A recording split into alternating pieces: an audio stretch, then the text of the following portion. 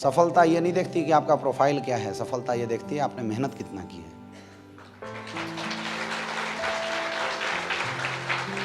क्योंकि प्रोफाइल मेहनत से बनती है।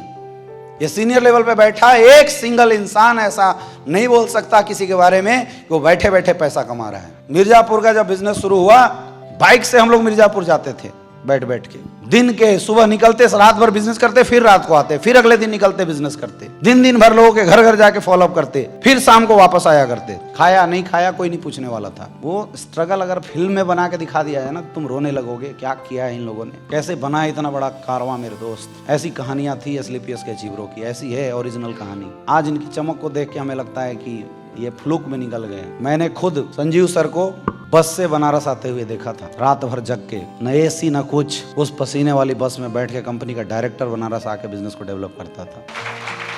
हम लोग जब बिजनेस करते थे, कई बार ऐसा होता था, मैं और गुरुजी महिपाल सर ट्रेनिंग के लिए कई बार ऐसे गए। एक सड़ी सी उस समय गाड़ी थी हम लोगों के पास, तो वो चलती कम थी, खराब ज्यादा होती थी। तो सैदपुर पहुंचने के बाद वो गाड़ी रुक गई। अब गुरुजी स्टीयरिंग संभाल रहे हैं, मैं कोट लगा के पीछे से धक्का मार रहा हूँ। फिर टायर पंचर हो जाए 2 गड्ढा के बाद, फिर कोट उतार के शर्ट, व्हाइट शर्ट मोड़ के फिर उसकी टायर चेंज करने लग जाते थे। पसीना निकल रहा है, टायर चेंज कर रहे हैं, फिर पहुंच के वहां पहुंचे, पसीना से नहा धो के फिर जोश के साथ मीटिंग करते। 2-2, 2:30 बजे तक प्लान, 3, 3:30 बजे रात तक प्लान चलता था। पकड़ लेते तो छोड़ते ही नहीं थे।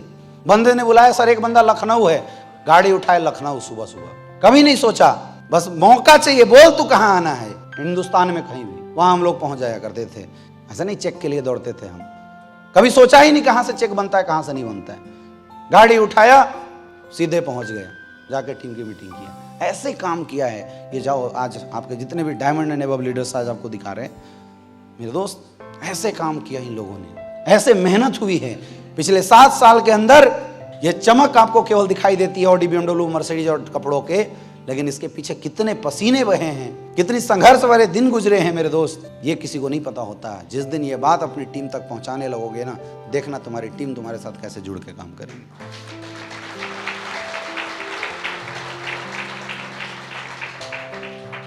मैग्नेटिक पर्सनालिटी के बनो मेरे दोस्त, और सच्चाई के साथ काम करो। आज जो मेहनत आप कर रहे हैं ना, जो आज आपकी स्ट्रगल है ना, समझना यही तुम्हारा इतिहास लिखने वाला है। कभी हम लोग रोज आते थे गुरुजी के पास, तो गुरुजी बोलते थे कि यार परेशान मत हो, ये जो आंसू है ना, ये जो कष्ट आज हम लोग झेल रहे हैं ना, ये आने वाले भविष्य में सुखद अनुभव का एहसास कराएगा। गर्व फील करोगे लोगों से बताते हुए क्या करके आगे बढ़े। हम लोग अपने जीवन में सफलता तो चाहते हैं, लेकिन उस सफलता के लिए आपने कीमत क्या चुकाया, ये बहुत मायने रखता है मेरे दोस्त। ये कहानी लिखा जा रहा है। ये जो अभी आप एमरल्ड हैं, फिर टोपाज बनेंगे, फिर रूबी स्टार बनेंगे, ये कहानी चल रहा है आपके जीवन में। जो जितनी ज़्यादा मेहनत करेगा ना, उसकी कहानी उतनी बेहतरीन बनेगी, और जिसकी मेहनत, जिसकी कहानी जितनी बेहतरीन बनेगी, उसका भविष्य उतना ही उज्जवल होगा डायरेक्ट सेलिंग इंडस्ट्री में।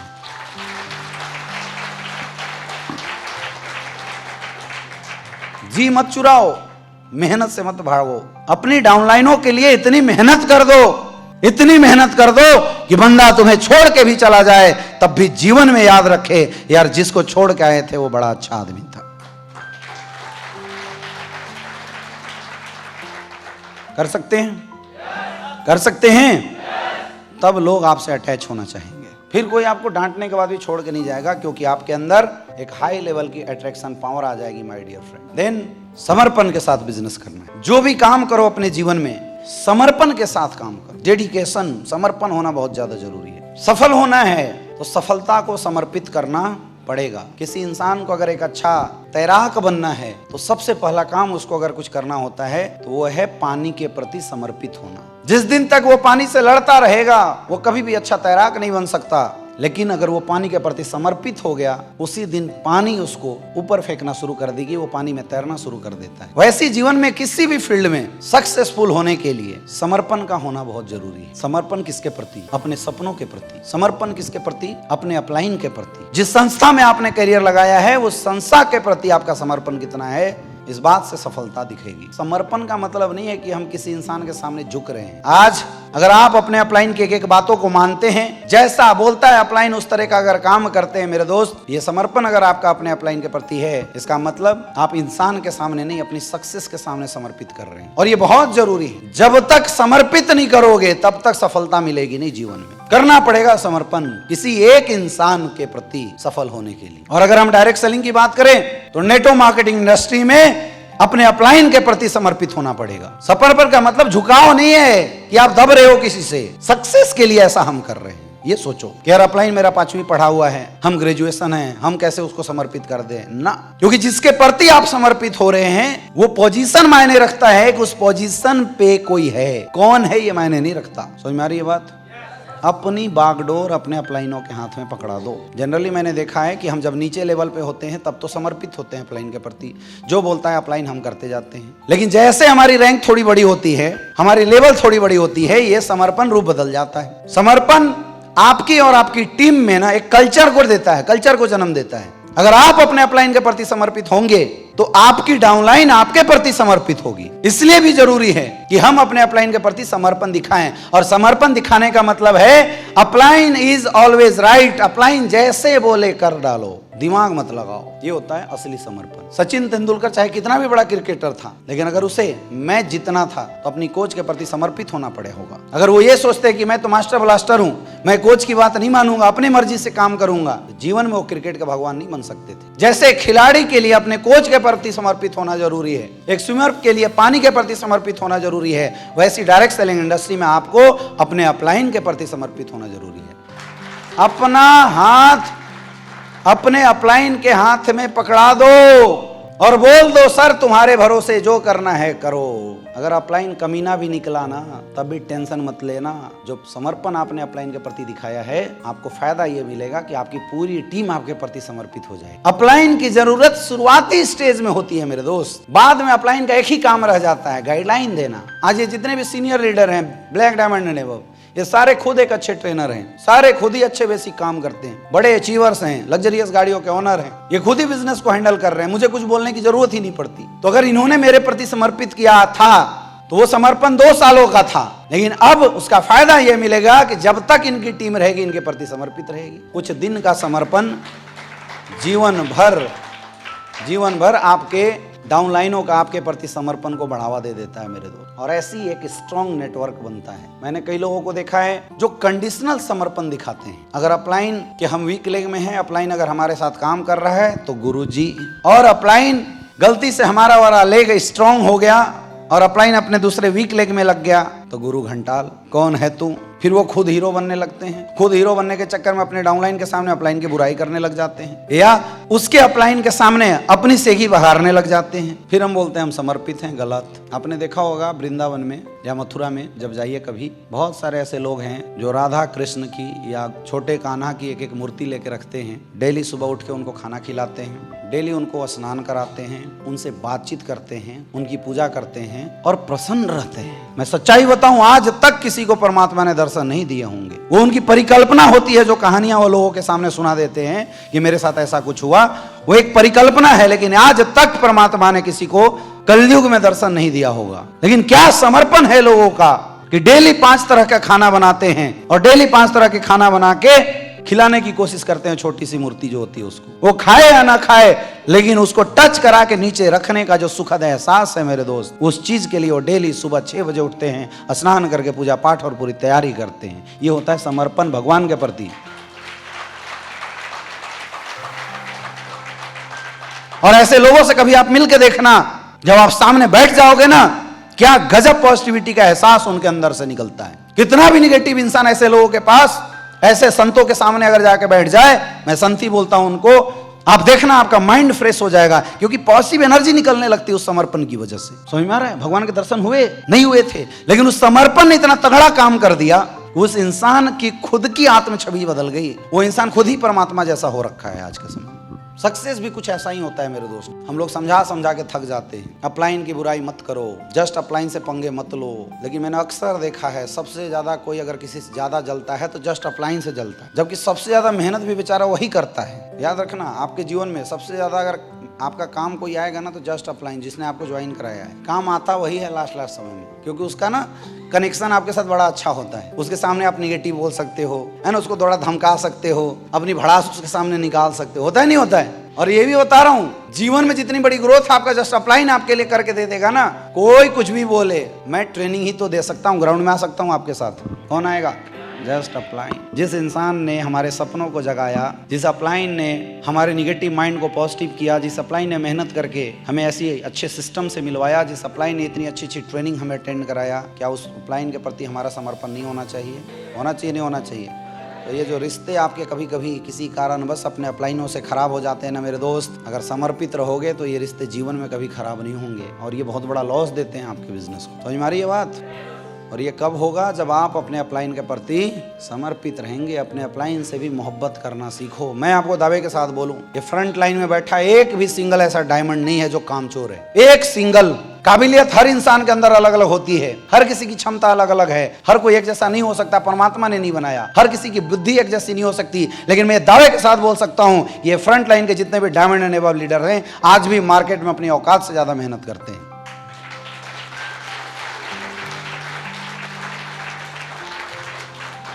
तो क्या इन अपलाइनों के प्रति हम समर्पित नहीं हो सकते? क्या इन लोगों के हाथ में अपना फ्यूचर हम नहीं दे सकते? करना मेहनत तुम्हें ही है मेरे भाई, मेहनत आप ही करोगे, अपनी जिंदगी बदलोगे आप ही। लेकिन ये समर्पण आपके अंदर बहुत बड़ी पॉजिटिविटी लाके आपको बहुत बड़ी ताकत देगा, इसलिए करना है समर्पित। एकलव्य की कहानी आपने सुना होगा। एक दिन के लिए भी द्रोणाचार्य ने एकलव्य को शिक्षा नहीं दिया, लेकिन एकलव्य ने मान लिया था कि द्रोणाचार्य मेरे गुरु हैं। क्या डेडिकेशन रहा होगा उस लड़के का, सोचो क्या समर्पण रहा होगा। प्रतिमा लगाया और प्रैक्टिस करना शुरू किया। एक बार पांडव अपना जंगल में गए हुए थे, एक कुत्ता साथ में था। कुत्ता ग्रुप से हट गया और जाके जोर से एकलव्य को देख के भौंकना शुरू किया। क्या किया एकलव्य ने? बाण मारे और कुत्ते का मुंह बंद कर दिया, एक बूंद लहू नहीं निकला। कुत्ता वापस आया, जब पांडवों ने देखा कुत्ते के मुंह में बांध भरा हुआ है लेकिन एक बूंद ब्लड नहीं निकला है। लोगों को आश्चर्य हुआ, स्वयं द्रोणाचार्य जी को आश्चर्य हुआ कि ऐसी धनुर्विद्या तो आज तक मैंने पृथ्वी में किसी को नहीं सिखाया, ये कौन धनुधर है? क्योंकि उन्होंने वादा किया था अर्जुन को सर्वश्रेष्ठ धनुधर बनाने का विश्व का। पहुंचे, देखा भील भेष में एकलव्य खड़ा था। अर्जुन की तरफ उन्होंने देखा, उन्होंने प्रशंसा करी एकलव्य की, लेकिन अर्जुन की तरफ देखा, उन्हें लगा कि मेरा दिया हुआ वचन झूठा हो सकता है। उन्होंने एकलव्य से क्या मांगा? अंगूठा। अगर तुम मुझे इतना ही गुरु मानते हो तो मेरी गुरु दक्षिणा दो। एकलव्य ने हंसते हुए बोला, बताइए गुरु जी क्या चाहिए? द्रोणाचार्य ने बोला कि अगर मुझे गुरु दक्षिणा देना है तो अपने दाहिने हाथ का अंगूठा दे दो। आपको क्या लगता है एकलव्य को नहीं पता चला होगा द्रोणाचार्य क्या मांग रहा है? इतना बेवकूफ था क्या? नहीं पता चला होगा? पता चला होगा, नहीं चला होगा? क्या उसको ये बात समझ में नहीं आ रही होगी कि द्रोणाचार्य उसके साथ क्या कर रहा है? समझ में आ रहा था, लेकिन एकलव्य ने एक मिनट देर नहीं किया, बगल से चाकू निकाला और अपना अंगूठा काट के द्रोणाचार्य के सामने समर्पित कर दिया। ये समर्पण की ताकत थी मेरे दोस्त, कि हजारों युद्ध लड़ने के बाद भी आज भी जब समर्पण की बात की जाती है, सर्वश्रेष्ठ योद्धा की भी बात की जाती है, तो अर्जुन से ज्यादा इज्जत एकलव्य की ली जाती है, जिसने एक भी युद्ध नहीं जीते थे जीवन में।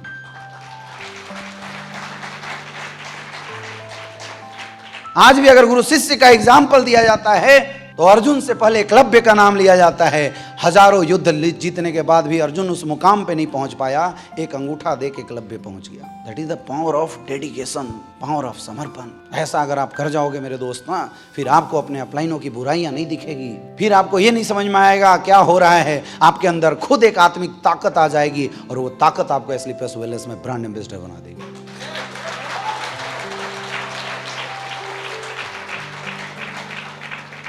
जनरली लोग क्या करते हैं, कभी भी अपलाइन या डाउनलाइन से कोई भी विवाद हो गया या अपलाइन डाउनलाइन के बीच में कुछ भी कन्वर्सेशन लूज टॉक हो गया तो लोग क्या करते हैं, the number you have dial is switch off. थोड़ी सी क्या प्रॉब्लम आई, थोड़ा सा क्या किसी ने बोल दिया, ग्रुप से आउट, मोबाइल ऑफ, ब्लॉक। क्या ट्रेडिशनल बिजनेस में होते तो ऐसा करते? पड़ोसी ने धमका क्यों दिया, चलो आज के बाद धंधा बंद, वहां नहीं करते हम लोग। लेकिन डायरेक्ट सेलिंग में एक बड़ी कॉमन समस्या है ये, बातचीत न करना, मुंह फुला के घर बैठ जाना। अपलाइन जाए तो उसकी बातें सुनना ही नहीं, उससे बात ही न करना। इससे क्या है, दरारें और बढ़ जाती है। लीडरशिप के लिए हमेशा एक क्वालिटी अपने अंदर डेवलप करना है, that is called conversation skill. बातचीत करने का स्कोप हमेशा एक लीडर के माइंड में होना चाहिए। इस दुनिया की जितनी भी प्रॉब्लम है, हर प्रॉब्लम का सॉल्यूशन एग्जिस्ट करता है। कोई ऐसा प्रॉब्लम नहीं बना, चाहे वो डायरेक्ट सेलिंग की प्रॉब्लम हो, चाहे कोई भी, जिसका समाधान ना हो। आपका बिजनेस नहीं चल रहा है, कोई बात नहीं, ये प्रॉब्लम है, इसका समाधान है। अपलाइन आपकी डाउनलाइन को भड़का रहा है, कोई बात नहीं, ये एक प्रॉब्लम है, इसका समाधान है। आपकी टीम दूसरी कंपनी में चली गई, कोई बात नहीं, ये प्रॉब्लम है, इसका समाधान देखना है। हमारा सेल ग्रो नहीं कर रहा है, कोई बात नहीं, ये प्रॉब्लम है, इसका समाधान देखना पड़ेगा। क्या प्रॉब्लम आने के बाद या डिससेटिस्फैक्शन होने के बाद मोबाइल स्विच ऑफ करके ग्रुप से बाहर होके घर में बैठना कोई समाधान है? तो फिर आप ऐसा क्यों करते हो? बोलते सर मेरा ईगो पे बात आ गया था। बाहर ईगो, नौकरी में बॉस लात मारता है तब ईगो नहीं आता, बिना पैसे के पड़ोसी गाली दे देता है तब ईगो नहीं आता, हॉस्पिटल में जाते हैं पीछे लाइन में खड़ा कर दिया जाता है तब ईगो नहीं आता, परिवार के साथ रोडवेज के बसों में धक्के खाते हैं तब ईगो नहीं आता। जिंदगी में कुछ बदलना होता है और वहां एक इंसान ने, जिसने कुछ बनाया है, जिसने कुछ हमारे लिए किया है, वो इंसान अगर कुछ बोल दे तो हमें क्या आ जाता है? ईगो। समझ रहे हैं ना? छोटी मानसिकता। किस बात का ईगो? क्योंकि आप टोपाज हैं, इस बात का ईगो। क्योंकि हम रूबी स्टार बन गए, इस बात का ईगो। बोले सर मेरे अपलाइन ने मेरी टीम के सामने मुझे डांट कैसे दिया, ये मैं बर्दाश्त नहीं कर सकता। बोले पैसा सर बाद में कमाएंगे, इज्जत भी तो कोई चीज होता है। बाहर है तुम्हारी इज्जत। जब ये दुनिया इज्जत उतारती है उस समय इज्जत की याद नहीं आती, और किसी अपलाइन ने अगर गुस्से से कुछ बोल दिया तो इज्जत की याद आ जाती है। बिना टिकट के जाते थे और टीटी गेट से बाहर निकाल देता है कॉलर पकड़ के खींच के, उस समय इज्जत नहीं उतरती हमारी। अपने किसी पड़ोसी से गाड़ी मांगते और वो पड़ोसी झूठ बोल देता था, हम पैदल चले जाते थे, उस समय इज्जत हमारी नहीं उतरती थी। और जिस इंसान ने जीवन बनाया, गुस्सा अवश्य अगर उस इंसान ने कुछ बोल दिया तो हमारी इज्जत उतर जाती। उसके बाद हम क्या करते हैं? मुंह फुला लेते हैं, ग्रुप से फटाफट आउट हो जाते हैं, फिर निगेटिव होकर घर में बैठ जाते हैं। अपलाइनों का number you have dial is busy, block list. ऐसे ही होता है ना? ये लीडरशिप की निशानी नहीं है। एक अच्छा लीडर होता तो क्या करता? तो वो बातचीत करेगा। एक अच्छे लीडरशिप की निशानी है हर समस्याओं के बाद बातचीत करना। दुनिया की कोई ऐसी प्रॉब्लम नहीं है जिस प्रॉब्लम का समाधान न हो अगर आपने बातचीत का स्कोप रखा तो।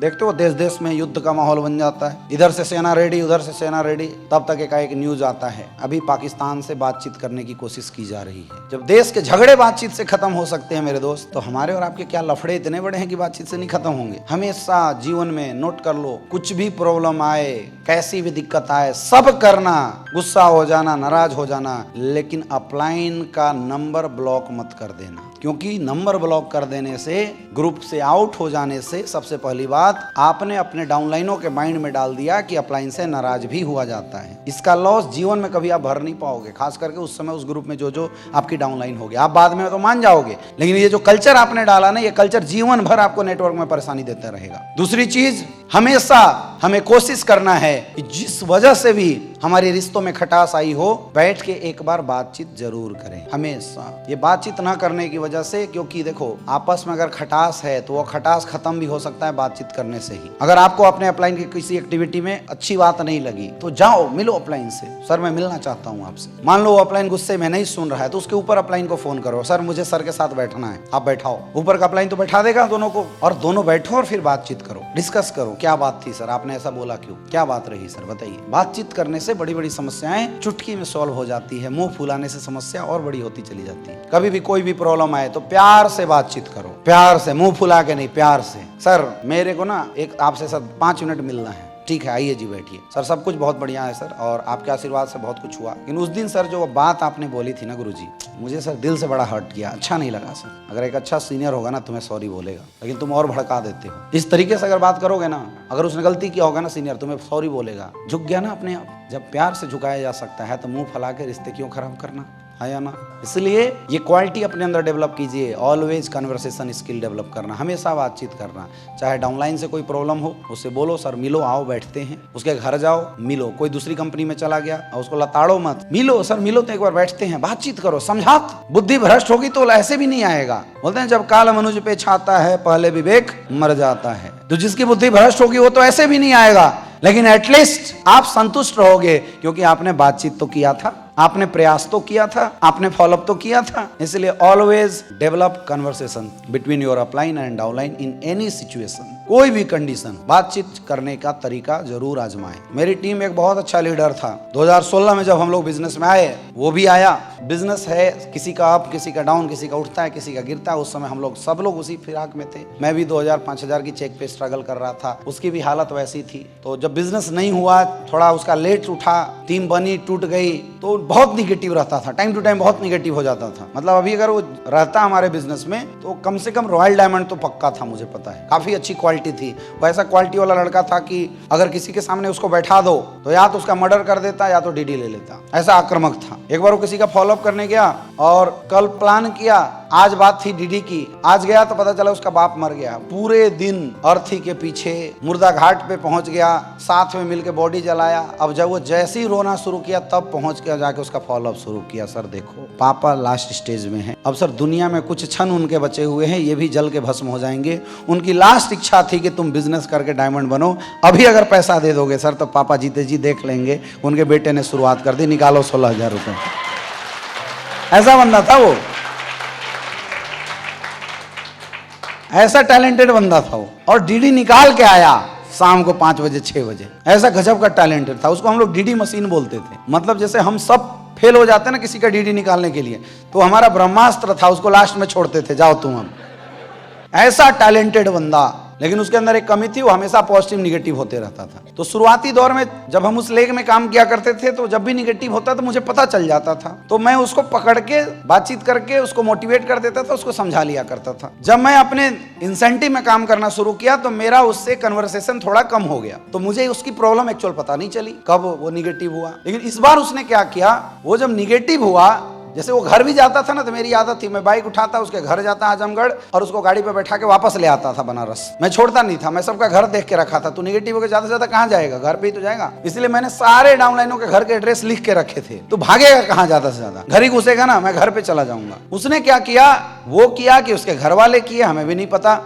उस बार जब वो निगेटिव हुआ तो मुझे पता चला 2-3 दिन बाद। मैं उसके घर गया निगेटिव हुआ तो सबसे पहले उसने क्या किया, अपना फोन जो है वो स्विच ऑफ कर दिया और मेरा नंबर ब्लॉक। पहला काम उसने ये किया। और दूसरा काम किया कि वो घर से छोड़ के अपने किसी रिश्तेदार के यहाँ भाग गया 2-3 महीने के लिए। उस बार जब उसने ऐसा किया तो मैं गाड़ी उठाया, मैं उसके घर गया। जब मुझे पता चला कि ये बंदा निगेटिव हो गया, मैं गया उसके घर। अब धीरे धीरे क्या होता है डायरेक्ट सेलिंग में, जब बिजनेस का लोड बढ़ते जाता है तो इतनी रिस्पॉन्सिबिलिटी होती है। अब फोन उठा नहीं रहा है, मैं बराबर ट्राई कर रहा हूँ। उसका घर गया तो हुआ नहीं, तो और बिजनेस उस समय बड़ा, हम लोग भी स्ट्रगल में थे। हम भी अगर इतना ध्यान पीछे पड़े रह जाते तो हमारी खुद की चेक नहीं आती, तो हम भी बाइक के लायक नहीं होते। कुछ दिन के बाद क्या, वो छूट गया बिजनेस, मतलब वो बंदा ही छूट गया हमसे, वो छूटता चला गया। 2023 में उसका कॉल आया। अभी इस बार मैं कहीं से आ रहा था, उसका कॉल आया मेरे पास और रोना शुरू किया। लिटरली बता रहा हूँ, रोना शुरू किया। बोला यार मैंने जिंदगी में सबसे बड़ी यही गलती कर दी कि मैंने तेरा नंबर ऑफ कर दिया।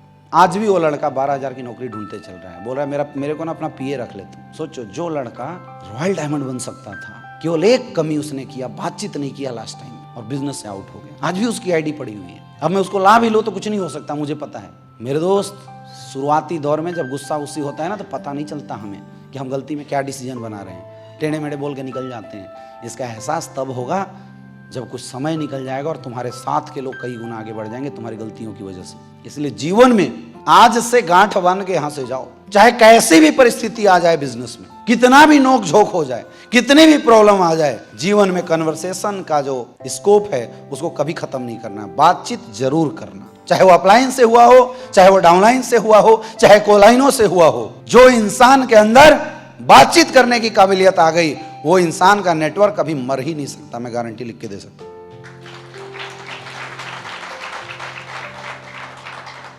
इसलिए खुद की काबिलियत ना अपने मुंह से नहीं बोलना, हमेशा अपलाइन की काबिलियत का बखान करते रहो। तुम्हारी डाउनलाइन तुम्हारा बखान खुद कर देगी। ये क्वालिटी डेवलप करेंगे। देन एजुकेशन, ऑलवेज अपग्रेड करो अपने आप को, और बेसिक पे अपग्रेड जरूर करना। अच्छा प्लानर बनो, अच्छा फॉलोअप करना सीखो, अच्छी काउंसलिंग करना सीखो, टीम को लगातार प्लानिंग देते रहो। 8 स्टेप ट्रेनिंग नहीं आ रही है, उसको तैयार करो। यहाँ कोई परफेक्ट पैदा नहीं हुआ, कमियां हम में भी है, कमियां आप में भी है। फर्क सिर्फ इससे होता है कि किसने अपने अंदर की कितनी कमियों को खत्म करने की कोशिश करी, बस। इसलिए इस हीन भावना से कभी नहीं ग्रसित होना है कि यार हम में तो इतनी कमियां हैं ना। इस दुनिया में हर इंसान के अंदर कमी है। सफलता इस बात से निहित करती है कि किसने अपनी कितनी कमी दूर करने का प्रयास किया। तो एजुकेट योरसेल्फ, अपग्रेड योरसेल्फ, जितना हो सके, जितना मौका मिले आपको ट्रेनिंग मीटिंग में आने का, खुद भी आओ और दबा के अपनी टीम को ट्रेनिंग मीटिंग में लाओ। सीखो, सिखाओ और पैसे कमाओ। सीखो, सिखाओ और पैसे, सीखो, सिखाओ और पैसे, बस। एजुकेशन बहुत बड़ी ताकत है। मैं फर्स्ट डे ही बताया था, सीखे रहोगे तो डरोगे नहीं। डरता वो है जिसने सीखा नहीं है, और सीखने का कोई उम्र नहीं होता। जिंदगी भर इंसान सीखता रहता है। डायरेक्ट सेलिंग इंडस्ट्री ही सीखते रहने का बिजनेस है। हम लोग आज भी सीखते हैं। आज भी मुझे कोई ट्रेनिंग देना होता है, कोई नई समस्या अगर आती है और मुझे सॉल्यूशन नहीं मिलता, मैं हाथ जोड़ के पहुंच जाता हूं अपने ग्रेट अपलाइन के पास और मैं पूछ लेता हूं सर इस समस्या का समाधान कैसे करना। क्योंकि भैया मेरे पास 15 करोड़ कमाने का एक्सपीरियंस है, लेकिन मेरे अपलाइनों के पास 20 करोड़ कमाने का एक्सपीरियंस है। वो तो मेरे से ज़्यादा जानते हैं, है कि नहीं। मेरे पास 10 लाख की टीम हैंडल करने का एक्सपीरियंस है, लेकिन मेरे ग्रेट गुरुजी लोगों के पास 20 लाख 30 लाख की टीम को हैंडल करने का एक्सपीरियंस है, तो वो तो मेरे से ज़्यादा जानते हैं ना। तो मैं अगर सोचूं कि आई एम द बेस्ट, मैं उसी दिन ख़त्म हो जाऊंगा। मैं हमेशा बोलता हूं मैं डायरेक्ट सेलिंग इंडस्ट्री का एक अच्छा स्टूडेंट हूं, मैं सीखता रहता हूं, इसलिए हम आगे बढ़ते रहते हैं। आपको हमेशा स्टूडेंट बनकर रहना, हमेशा सीखते रहो। फोकस ऑन एजुकेशन कर सकते हैं। अगला है साहस। ये लीडरशिप की बहुत ही अनमोल क्वालिटी है। करेज, हिम्मत होनी चाहिए आपके अंदर, कुछ भी करने का जज्बा होना चाहिए आपके अंदर। और ये हिम्मत वही दिखा सकता है जो इंसान कंफर्टेबल जोन से बाहर आके बिजनेस करे। डर डर के धंधा मत करो। डर डर के धंधा करना आपको बहुत बड़ा लॉस दे सकता है। डर डर के बिजनेस नहीं करना, हमें हिम्मत दिखाओ। बिजनेस की डिमांड जो बोलती है उस डिमांड को पूरा करना है। कई बार मैंने सुना है कि जब हमारे लीडर रूबी स्टार बन जाते हैं, सफायर बन जाते हैं, तो आपका अपलाइन आपको गाड़ी लेने के लिए बोलता है और हमें लगता है कि अपलाइन हमें फंसा रहा है। आप मुझे बताओ, अपलाइन का भी तो परिवार है और अपलाइन की चेक की वजह कौन है? आप ही लोग तो हैं। तो क्या कभी अपलाइन अपने परिवार के पेट पे लात मारेगा? तो फिर ऐसा आप क्यों फील करते हो कि अपलाइन गाड़ी लेने के बोल रहा है तो हमें फंसा रहा है? समझो, हमारे बिजनेस में जो धंधा है ना, लोगों का बिजनेस है। हमारी आपकी कोई ऑफिस नहीं होती, होती है क्या? हमारा आपका कोई शोरूम नहीं होता। अपने धंधे के शोरूम हम खुद हैं। नेटवर्क मार्केटिंग में नेटवर्कर खुद बिकता है। जब आप में दम दिखता है तब लोग आपके पीछे करियर लगाते हैं। जब आप अच्छे लीडर दिखाई देते हो तब लोग आपके पीछे चलते हैं। यही बात है कि नहीं है? और हम सब एक मिडिल क्लास से बिलोंग करने वाले लोग। साइकिल से हमने बिजनेस की शुरुआत करी है, मोटरसाइकिल से हमने बिजनेस की शुरुआत करी है। जो हमारा डाउनलाइन है वो भी सेम हमारी कैटेगरी का इंसान है, वो भी सेम, उसकी जिंदगी हमारी जैसी है, वो भी गरीबी से निकलता हुआ आ रहा है। तो जो हमारी डाउनलाइन है और हम में कोई फर्क नहीं दिखाई देता। तो ये डिफरेंस क्रिएट करने के लिए बिजनेस में एक इन्वेस्टमेंट करना पड़ता है। सबसे पहला अपने ड्रेस कोड के ऊपर। ये खर्चा नहीं है मेरे भाई, ये इन्वेस्टमेंट है हमारे बिजनेस का। जो बार बार बोला जाता है ना, ड्रेस कोड अच्छी बनवाओ, बढ़िया ड्रेस डेवलप करो, बोलता नहीं बोलता अपलाइन। ये क्यों बोला जाता है? क्योंकि आप अपने बिजनेस के शोरूम खुद ही हो और जब तक शोरूम चमकेगा नहीं तब तक माल बिकेगा नहीं। दुनिया का हर धंधे वाला खुद से ज्यादा पैसा अपने शोरूम पे खर्चा करता है, ब्रांडिंग पे खर्च करता है, अपने घर से ज्यादा पैसा अपने बिजनेस के डेवलपमेंट पे खर्च करता है। लेकिन हमारे धंधे में क्या आपको फैक्ट्री वाले को पैसा देना है, कंपनी ऑफिस में बैठे लोगों को पैसा देना है, अपने यहाँ 5 एम्प्लॉय को पैसा देना है, शोरूम को पैसा देना है? तो फिर आप 70 करोड़ कमाओगे कैसे? यहाँ भी इन्वेस्टमेंट करना पड़ेगा बड़े लेवल पे, और वो इन्वेस्टमेंट होता है हमारे खुद के प्रति। सबसे पहला इन्वेस्टमेंट क्या है? सबसे पहला इन्वेस्टमेंट है हमारे ड्रेस कोड का इन्वेस्टमेंट। तो अगर आपका अपलाइन बार बार अगर आपको ये बात बता रहा है कि ड्रेस अच्छा करो, एमराल्ड के बाद, टोपाज के बाद ड्रेस अच्छा करो, आपको लगता है अपलाइन खर्चा करा रहा है। अरे मेरे भाई, वो खर्चा नहीं करा रहा है। अभी तुम्हारे बिजनेस में ये डिमांड है ड्रेस कोड सही करना, क्योंकि जब तक आप अपनी ड्रेस कोड सही नहीं करेंगे तो नीचे वाले आपको आइडियल नहीं मानेंगे कभी भी। नीचे वालों की नजर में आप चेंज होते हुए नहीं दिखोगे तो नीचे वाले आपके ऊपर कभी भी विश्वास नहीं करेंगे कि मेरी जिंदगी बदल सकता है। इसलिए वो इन्वेस्टमेंट करने के लिए बार बार आपका अपलाइन बोलता है खुद के ऊपर इन्वेस्ट करो। दूसरी बात, जब आप रूबी स्टार पे हो जाते हैं, सफायर पे हो जाते हैं, आपका अपलाइन आपको बोलता है गाड़ी ले लो, बोलता है नहीं बोलता है? मैंने सुना है कि सर लायबिलिटी में डूब जाएंगे, सर कर्जा आ जाएगा। सोचो, जब तुम शोरूम चला रहे होते और तुम्हें जरूरत पड़ता 50 लाख का माल डलवाने की, लोन लेते नहीं लेते? वो कर्जा नहीं है क्या आगे बढ़ने के लिए? क्योंकि बिजनेस सेंस है, वो धंधा आपका है, उस धंधे में पैसे आपने लगाए हैं, जिम्मेवारी आपको लगता है इस धंधे को उठाने की मेरी है, इसलिए आप लोन लेने के लिए तैयार हैं। और यहाँ अपलाइन नहीं बोल रहे हैं लोन लेके बिजनेस करो, लेकिन अपलाइन बोल रहा है कि जब पैसा आए तो अपने बिजनेस में एटलीस्ट इन्वेस्ट करो। और सेकेंड इन्वेस्टमेंट हमारे बिजनेस का होता है हमारी गाड़ी, क्योंकि जब इंसान बाइक से चलता है तो उसका एटीट्यूड दूसरा होता है, लेकिन जैसे वो गाड़ी में आ जाता है ना, उसका एटीट्यूड चेंज हो जाता है। कितने लोग यहाँ कार अचीवर हैं? कितने लोग? बहुत अच्छी बात है। सच बताना, जब आप बाइक से चलते थे और जब आप 4 व्हीलर गाड़ी में आए, लोगों का आपको देखने का नजरिया बदला नहीं बदला? लोग अब आपको रिस्पेक्ट देने लगे नहीं देने लगे? पहले लोग जैसे बात करते थे, आज उनकी बातचीत की भाषा आपके प्रति बदल गई नहीं बदल गई?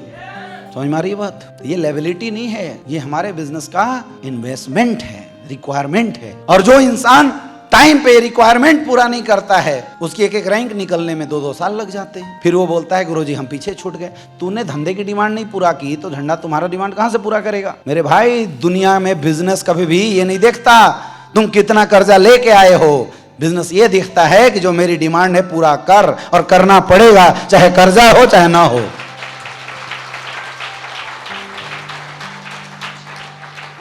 बात समझ में आ रही है?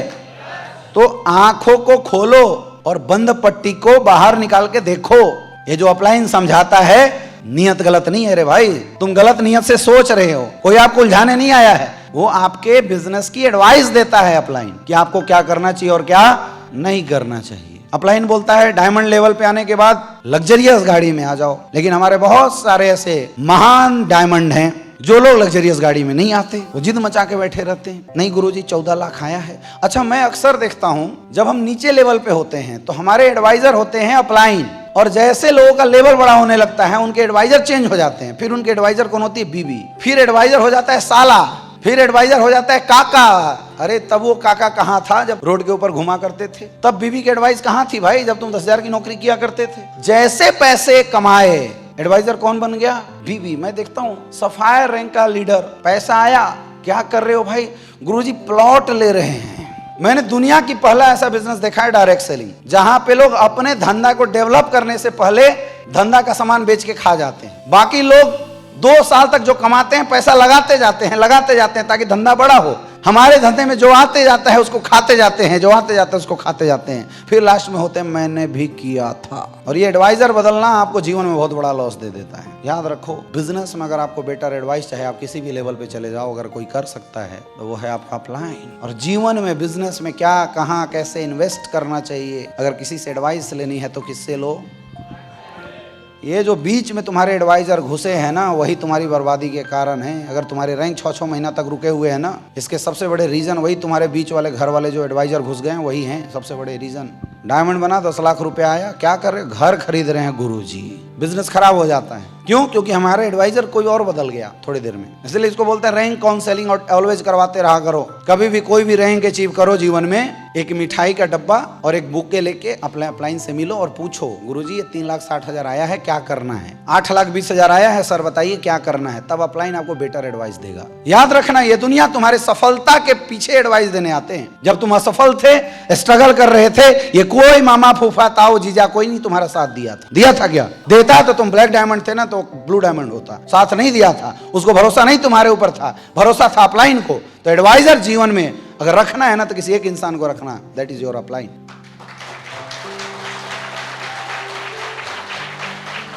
समझ में आ रहा है? अपलाइन ये एडवाइस जब देता है तो उसकी बात सुनो। गाड़ियां हमारे बिजनेस की लायबिलिटी नहीं है, गाड़ियां हमारे बिजनेस का इन्वेस्टमेंट है। जब हम गाड़ियों में आते हैं तो टीम का मेरे को देखने का नजरिया बदल जाता है, टीम हमें आइडियल बनाने लगती है, टीम के सपने डेवलप हो जाते हैं, इसलिए हम जोश के साथ बड़ा काम करने लग जाते हैं। समझ में आ रहा है? जब डायमंड लेवल के बाद हम लग्जरियस गाड़ियों में आ जाते हैं तो हमारी लाइफ स्टाइल जो है लग्जरी लाइफ स्टाइल हो जाती है। फिर हम कहीं से गुजरते हैं तो दुनिया का मुझे देखने का तरीका बदल जाता है, क्योंकि मार्केट में 60 लाख 70 लाख की गाड़ी से कौन चलता है? जिसके 500-600 करोड़ के कंपनियां होती हैं, बड़ी बड़ी फैक्ट्रियां होती है, वही लोग ऑडी BMW चलते हैं। हमारे यहाँ डायमंड चलता है, और इससे आपके डाउनलाइन का विजन बड़ा होता है, क्योंकि डाउनलाइन के साथ आपने काम किया है, लोगों के सपने जग जाते हैं कि अगर मेरा डाउनलाइन, मेरा अपलाइन इस पोजीशन पे पहुंच सकता है तो मैं भी पहुंच जाऊंगा। लोग बोलते हैं नेटवर्कर दिखावा करता है, नेटवर्कर दिखावा नहीं करता है मेरे भाई, उसको शौक नहीं है ऑडी में बैठने का, कोई शौक नहीं है, लेकिन उसके बिजनेस का डिमांड है। अगर उसने ऐसा नहीं किया तो जिस बेल्ट को वो लीड दे रहा है, जिन लोगों को लेकर वो काम कर रहा है, वो लोग जीवन में कभी उसको आइडियल मानेंगे ही नहीं, उन लोगों के सपने कभी जगेंगे नहीं। ये समाज, ये दुनिया ही ऐसा है, इसलिए हमारे बिजनेस की कुछ ये इन्वेस्टमेंट होती है जो हमें करना होता है टाइम टू टाइम। और जिसने समय के अनुसार ये इन्वेस्टमेंट कर दिया उसका धंधा बड़ा हो गया, और जो लोग लेट किए हैं उनका धंधा आज भी खराब होता चला गया है। लेकिन ये करने के लिए हिम्मत होनी चाहिए, ऐसे नहीं कर सकता है कोई, हिम्मत होनी चाहिए। दुनिया में लोग आपको लीडर तभी मानेंगे जब आप खुद से ऊपर उठ के कुछ करके दिखाओगे, दिखाना पड़ेगा मेरे दोस्त, तब लोग आपको लीडर मानेंगे। हाँ या ना? यस या नो? अरे एक बार ड्रेस कोड सही कर लो, छोटी गाड़ी में आ गए, डायमंड के बाद एक बार लग्जरियस गाड़ी में आ गए, उसके बाद डायरेक्ट सेलिंग में कुछ नहीं है, क्योंकि उसके बाद आप हेलीकॉप्टर में भी आ जाओगे ना तो ज्यादा फर्क नहीं पड़ेगा बिजनेस में, क्योंकि हमारी प्रोफाइल हेलीकॉप्टर से प्रभावित नहीं होती है। हम जिस प्रोफाइल में बिजनेस कर रहे हैं उसको हेलीकॉप्टर से लेना देना नहीं है। वो प्रोफाइल बस लग्जरियस गाड़ी तक ही देख पाती है, और उतना दिखाने के लिए अगर हमने अपने ऊपर खर्च कर दिया, अपने शोरूम पे खर्च कर दिया, तो समझ लो हमारे धंधे की डिमांड पूरी हो गई। अब जो पैसा आएगा बनाओ ना यार उसका घर, अब जो पैसा आएगा बनाओ ना यार उसका बंगला, अब जो पैसा आएगा दो ना यार बीवी को गहने, अब जो पैसा आएगा उसे आप खरीदो ना पुरखौती नहीं, पुरखौती के बाप की जमीन, चाचा दादा ने जो लूट लिया वो सब भी डबल पैसा दे के खरीदो। करना क्या है उसके बाद?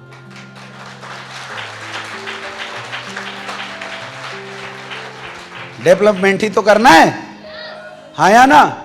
लेकिन पहला धंधे का डेवलपमेंट, तब घर परिवार का डेवलपमेंट। कर सकते हैं? कर सकते हैं? बात समझ में आया?